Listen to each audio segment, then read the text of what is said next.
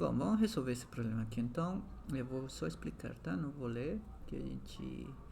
Vocês têm a lista, né? E aí vocês dão uma olhada. Bom, temos então esse disco aqui, não um disco, desculpa, é um semianel, né? Que está criando um campo elétrico e a gente tem que calcular o campo elétrico nesse ponto aqui, nesse ponto P. Então, está pedindo qual que são os valores do campo elétrico, as componentes, né? Qual que se anulam, está pedindo qual que é zero, né? Se é a componente em x, em y, em z, que é zero, está pedindo isso. E calcular o campo elétrico gerado, né? Por esse semi-anel em todos os pontos todos os eixos, se tiver, né? Então vamos começar com isso. Parece um pouco complicado e de fato é na figura mesmo. Então temos um dq, posso considerar um dq nesse ponto aqui, né? Ou qualquer outro ponto, vou considerar esse aqui só porque eu quero mostrar uma coisa. Quando a gente considera um dq aí, a gente pode pensar que temos uma linha aqui, o ponto P com a fonte carga, né? Então essa distância podemos chamar de R, tá? Quando a gente chama de R, a gente tem o seguinte: temos um campo aqui nessa direção, certo? Criado por essa carga de Q. Então o R é quem indica, né, onde que está a fonte nesse caso, e a gente conseguiu um DE por causa desse dq. Mas a gente pode ver que se eu considero um dq aqui, né, ele vai criar um campo em uma direção aqui, eu acho que aqui, né? Pode ser aqui. Então, vocês concordam comigo que vai criar meio que um semicone se eu considerar todos os dqs possíveis e vai sobrar só as componentes em y e em z, porque em x vamos ter uma componente aqui e outra componente aqui, e esse aqui vai cortar com esse aqui. Eu sei, é um pouco complicado de enxergar isso, então é por isso que eu fiz uma figura, tá? Então, antes de passar para a figura, a gente vai pensar ainda nesse dq, tá? Esse dq por enquanto eu vou esquecer. A gente pensa nesse dq que gera um dr. Vou definir um ângulo aqui, né? Esse aqui vai ser o ângulo alfa. E esse ângulo alfa aqui vai se repetir aqui. Mas esse DE, olhem que está em 3 dimensões. Esse DE não aponta só na direção no plano y e z, aponta no plano x, y e z. E essa é a figura que vou mostrar a continuação. Essa aqui é a figura. Então imaginem que essa distribuição aqui, essa está acontecendo aqui. Então tudo que tiver aqui, os vetores que eu puder desenhar aqui, vai estar aqui, tá? E a gente vai dar uma olhada em todos os possíveis vetores, né? Vamos ver como que vai ficar aqui. Então, só um minuto. Beleza. Então temos o seguinte: temos DE, né? DE que aponta nessa direção. E olhem como, se eu considero agora o ponto zero aqui, né? Se eu traslado o sistema de coordenadas aqui, né? Que é possível fazer isso, enquanto não muda na direção e sentido dos vetores. O que eu tenho? Tem um DE que está apontando nessa direção, e esse DE tem componente. E essas componentes que eu estou procurando, tem um DC, né? Essa componente aqui no eixo Z, e esse ângulo está aqui do alfa que tinha definido aqui, que se repete aí. Só que desse DE, a componente em x e em y é um pouco mais complexo, porque esse dx não é tão direto de calcular. Porque se eu considerar esses triângulos aqui, eu tenho um triângulo aqui, né?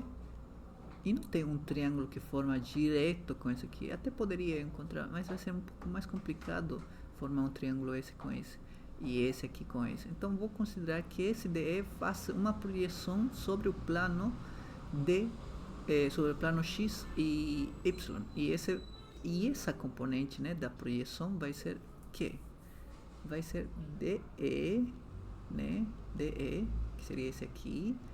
A projeção, olhem que esse aqui é um triângulo, ou seja, é meio que, se eu tenho outra perspectiva, é um triângulo assim, mais ou menos. Esse aqui é o 90, esse aqui é do E, esse aqui é o alfa. Então esse aqui, esse cateto é DE vezes o cosseno de alfa, tá?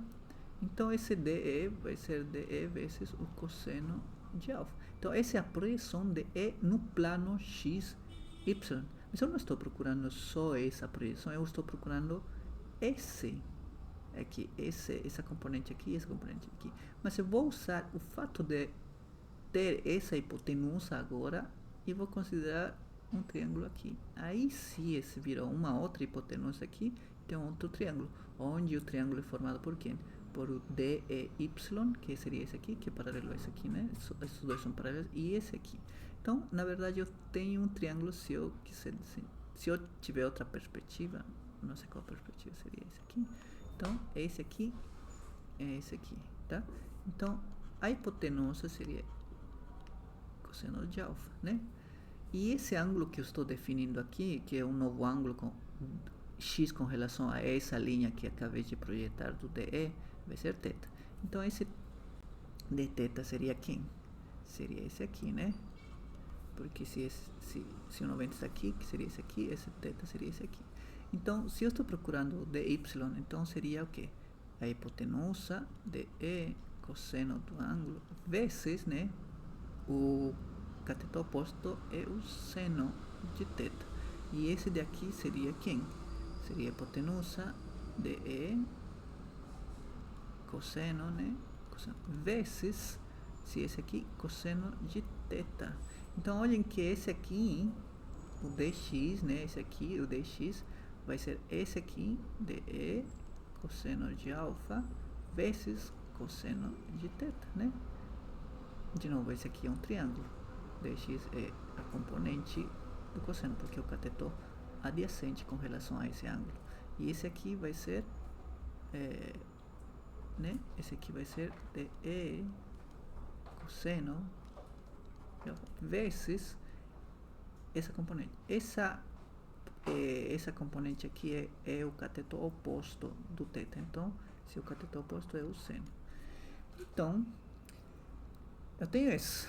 E o DZ é muito mais fácil, porque eu posso considerar agora esse outro triângulo, onde esse DZ, né, essa linha aqui, seria DZ.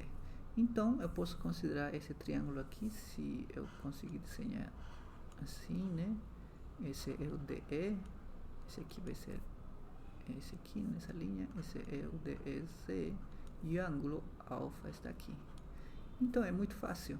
Esse DEZ é o seno, porque é o cateto oposto. Então, eu posso escrever as componentes assim. DEX, né? Que seria esse aqui, vai ser DE cosseno de alfa vezes cosseno de θ. DEY vai ser DE, esse aqui, né? Sim, esse aqui, esse é DY, DE cosseno de alfa vezes seno de θ, e DEZ vai ser igual a quê? Aqui, né? É DE vezes o seno. Esse aqui é o cateto oposto, então é o seno de alfa. E só. Esse aqui seria o mais fácil, né?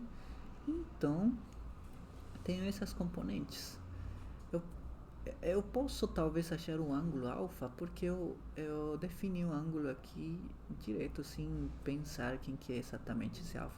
Mas, se eu considerar esse triângulo aqui, se eu desenhar esse aqui, seria quem? Tá.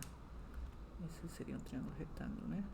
Esse aqui, essas linhas aqui que eu desenhei, seria o próprio R, porque o R não muda ao longo do anel, né? Então, esse é R. Aqui eu vou chamar de R. Esse aqui eu vou chamar de alfa. E essa altura aqui é o C. Então, eu posso encontrar o cosseno de alfa. Vou chamar esse de R, né? Posso encontrar o cosseno de alfa. Cosseno de alfa é cateto oposto. Não, cateto adjacente, que seria o R, dividido entre R. E o seno, que também vou precisar do seno, né? Ah, por causa disso aqui, o seno de alfa é Z dividido entre cateto, não, entre hipotenusa. Pronto. Bom, agora que eu tenho, eu posso substituir aí. Mas e a pergunta, né? Ok, eu fiz isso com alfa. Será que eu posso fazer isso com cosseno? Não, porque aqui eu tenho é o θ, cosseno de θ vai ser difícil achar. Na verdade, o cosseno é quem vai contra a varredora dos dqs. Então, o θ, se vocês perceberem, vai ir de 0 até π, né? Vai fazer uma varredora para considerar todos os pontos do anel. Isso que a gente vai ver a continuação. Então, vamos escrever isso. DE, então, em x, né? Temos que DE, a gente sabe já que é. A gente viu que é K0 dq, né? Sobre dq sobre r quadrado. Quem que é esse r? É a distância entre a fonte e o ponto P. Beleza? Esse é o DE. Cosseno de alfa. Mas cosseno de alfa a gente acabou de encontrar. É r dividido entre r vezes cosseno de θ. Pronto. Vou escrever aqui. O d é y é DE, né? Que eu vou escrever já. Que é r quadrado, né? Agora esse aqui, o cosseno é o r dividido entre r também. Só que esse aqui é seno do ângulo θ. E esse aqui, DZ, vai ser igual a DE, que seria K0 dq de r quadrado. O seno de alfa, o seno é C dividido entre r. Esse seria o mais fácil, né? Então vamos iniciar com DEZ. Não, com o x.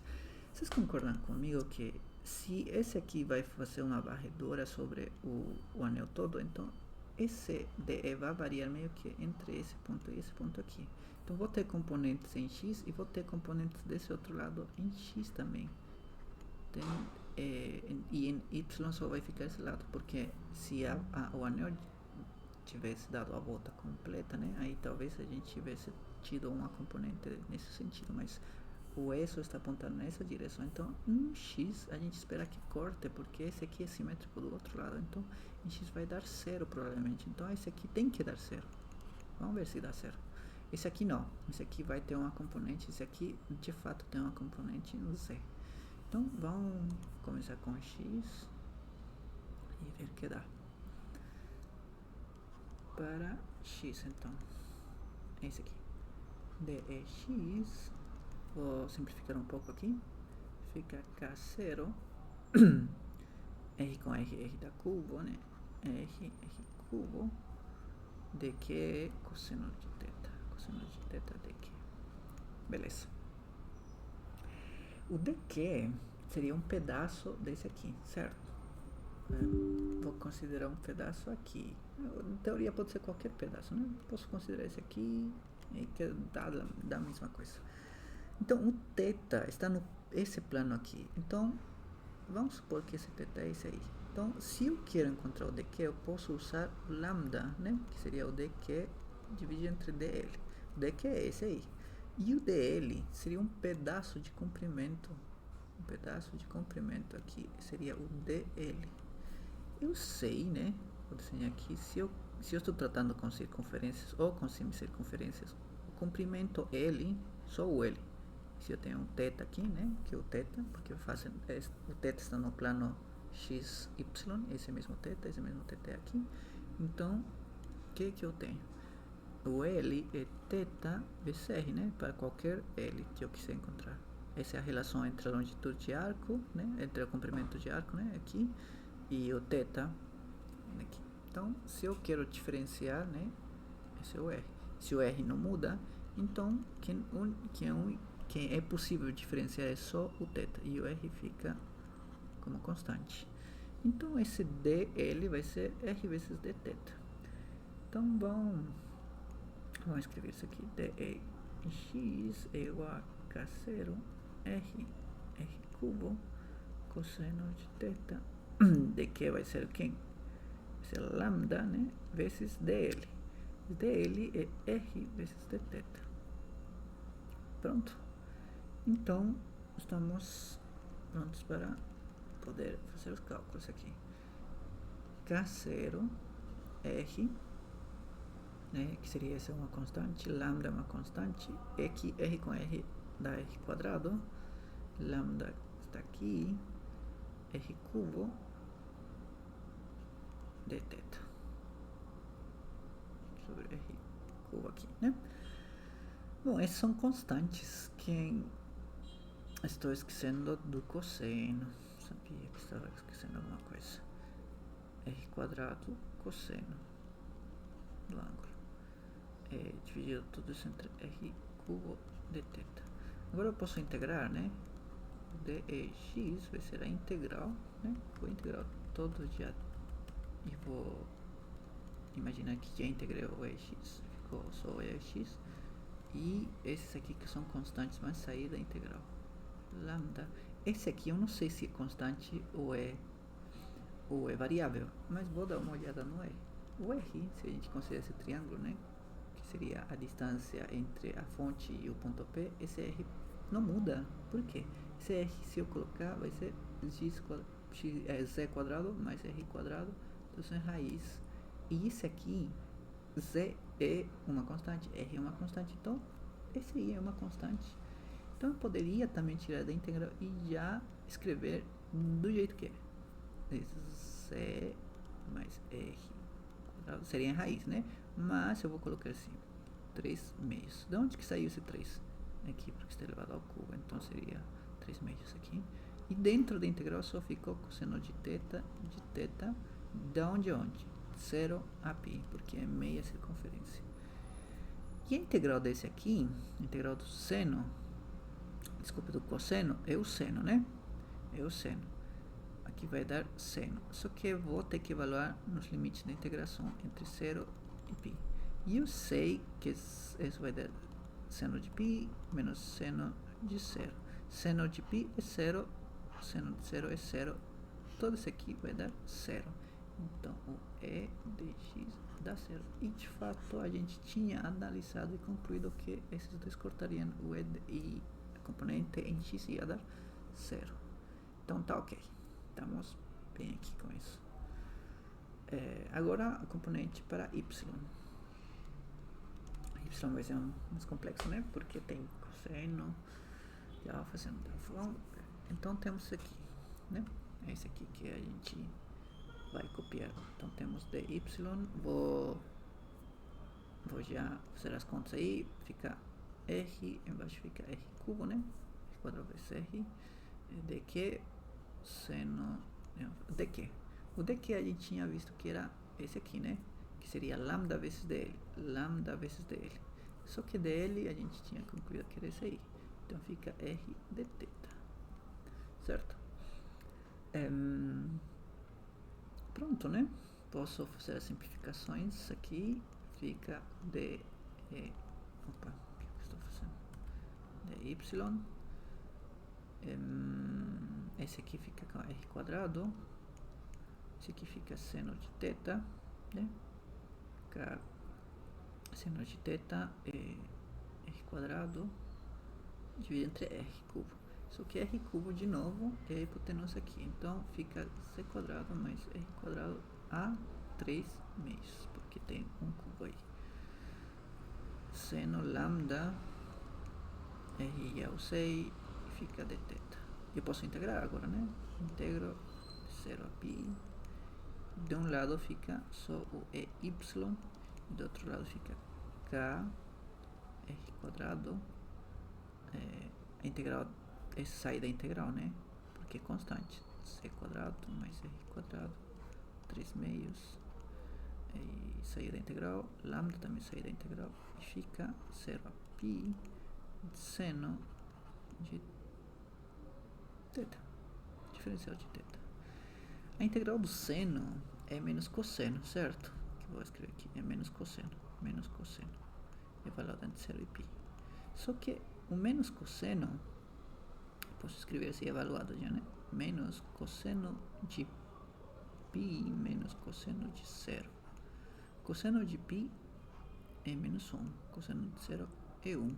Então aqui tem o menos 1, aqui por causa desse sinal é menos 1, fica menos 2. Com esse menos vai ficar mais 2. Então toda essa integral fica aqui como 2. Então o EY é que 2k0 r quadrado lambda dividido entre z mais r quadrado 3 meios r. Pronto. Esse é o y. Vamos lá. Agora temos que calcular o EZ. Se tem um espaço, não tem um espaço. Vamos criar outra folha aqui. Bom, eu não lembro se era exatamente o DZ era DE, né? Que eu tinha já colocado era K0, DQ, entre R cubo, não, quadrado. Era vezes o seno de alfa, né? Porque tinha o alfa, deixa eu lembre. Esse era o DE, né? DE, o alfa era aqui. E esse aqui era DE seno de alfa, sim. Era o seno de alfa mesmo. Então vamos lá. Eu tinha um triângulo onde tinha concluído o seguinte. Esse era alfa, esse era Z, esse era R, esse aqui era o R minúsculo, que a gente viu que é a hipotenusa. Certo? Beleza. Então, o DEC vai ser igual a quê? K seno de alfa, né? Seno de alfa aqui temos que cateto oposto, C sobre hipotenusa.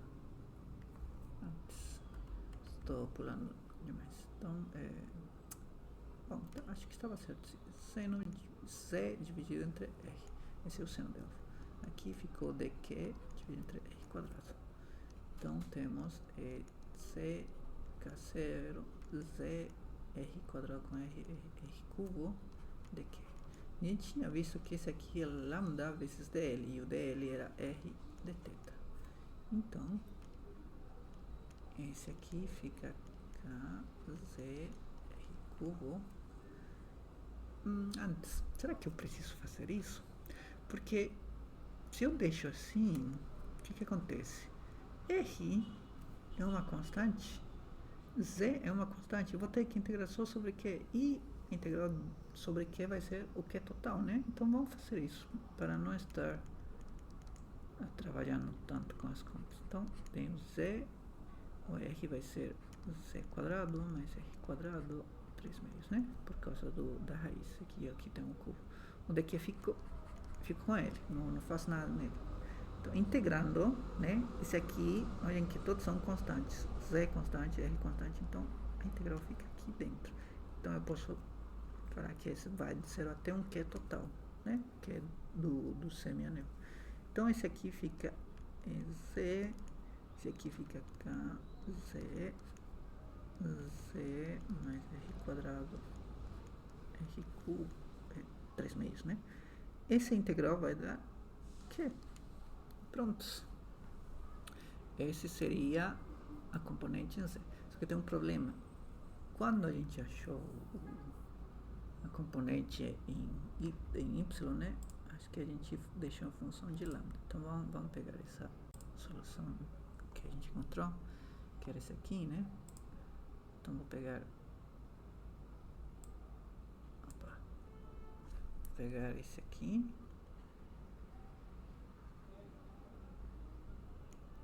beleza? Vou copiar e vamos para a outra folha aqui, esse aqui, né?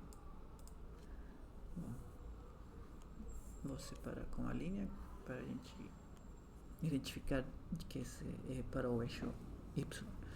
Então, aqui está a função de Q e aqui está a função de lambda, mas eu posso deixar os dois em função de Q, né? Vamos trabalhar sobre isso aqui, então.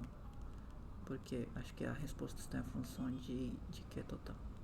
Então, R quadrado. Lambda é a carga total dividida entre o comprimento total. No nosso caso era curvo, era um arco, né? Então, esse aqui fica a carga total. Aqui fica com Z mais R quadrado 3 meios, que é dividido entre R. L de uma semicircunferência, ou seja, o ângulo é π, segundo a geometria, né? Vocês sabem que é o ângulo vezes um raio. Esse seria o comprimento total de uma semicircunferência, de todos aqui. Então, eu só coloco π vezes R. Eu posso simplificar aqui um R quadrado com R e Y ficou K R, que é dividido entre C ao quadrado mais R quadrado, 3 meios. Pronto. Então, tem uma solução aqui. Falta o π, né? Falta o π aqui. Então, tem uma solução aqui. Só que a gente tem que colocar em forma de vetor. Vamos ver como que a gente consegue fazer isso. Então, o vetor agora está apontando nessa direção, né? Que a gente já tinha deduzido isso. Então, em x é 0. Então, uma componente está apontando na direção, esse é o y, né? Em j, né? Negativo. Em x é 0. Aqui não existe. E na direção z está apontando em k positivo. Então a gente pode escrever o E, né? O E total. A gente pega o y e esses dois se parecem muito, né? Então eu posso fatorar. O Q é o fator comum, o K0 também, fica só com R aqui. Então vamos lá. Vou pegar o K0, o Q, e pronto, só esses os dois e o R não são comuns. Então aqui embaixo fica C mais R quadrado, 3 meios. Ficou quem? Ficou 2, ficou o R, né? E embaixo ficou o π. Em direção onde? No Y, né? A gente está falando do Y é em direção negativa. Então a gente adiciona um negativo aí. E em Z é positivo. E a gente só copia isso aqui. A gente tinha fator comum o K0 e o Q. Então aqui fica um Z. E aqui todo é igual. Então esse aqui fica assim. E pronto, essa é a solução, né? Vamos comprovar se essa é a solução mesmo. Acho que está na outra folha. É 2R, né? Que a gente tinha encontrado. O π é negativo de fato. E é isso. Isso está em função de que aqui tem um Z. Beleza. Antes de terminar o problema, eu quero explorar uma situação interessante. Vamos supor que a gente tem o mesmo sistema, só que a gente quer calcular, né? A gente tinha uma coisa assim, né? Vamos supor que tem de ser o Z, esse é o X, não, esse é o X mesmo, esse é o Y, e aqui estava o semianel, certo? E a gente está calculando aqui no ponto P. E se a gente quiser calcular aqui no ponto 0, onde será que aponta o campo elétrico? O campo elétrico, se a gente analisar, vai apontar só aqui, na direção Y negativo, menos J. Será que eu posso usar essa solução para achar a solução de um semianel? Ou seja, se eu tenho outra perspectiva, né? Se eu tiver essa perspectiva, e esse aqui é o semianel, esse aqui é o Y, esse aqui é o X. Então, pela análise né, que a gente fez do campo elétrico que se anula na direção X, porque um lado é igual do outro, né? Por simetria, e esses cortam, então tenho só a direção Y. Isso aqui é negativo, né? Será que eu posso usar essa solução para achar isso aí? Posso, sim. Por quê? A única coisa que eu tenho que fazer é fazer que o Z até aqui, que está aqui, né? Esse Z tem que ser 0. Então, eu posso fazer isso. Fazer que Z seja 0. Então, esse aqui é 0. Esse aqui vai embora. Então, ficou só esse aqui. Ficamos com K0, a carga total. Z, que foi 0, né? Que não tem mais. Ficou H quadrado, tudo isso a 3 meios. Aqui temos ainda 2R entre π J, né? Então, se a gente simplificar isso aqui, fica H ao cubo. Não, H não. Esse é R, né? Não parecia um H, esse é R. É o raio do semianel. Bom, que fica K. Ficamos com K0. E dividir entre... aqui vai dar o quê? Quadrado com quadrado corta R cubo. Só que esse R cubo vai cortar com esse aqui e fica R quadrado. Aqui embaixo fica π. Π e pronto. E esse é menos J, certo? E fica um 2, né?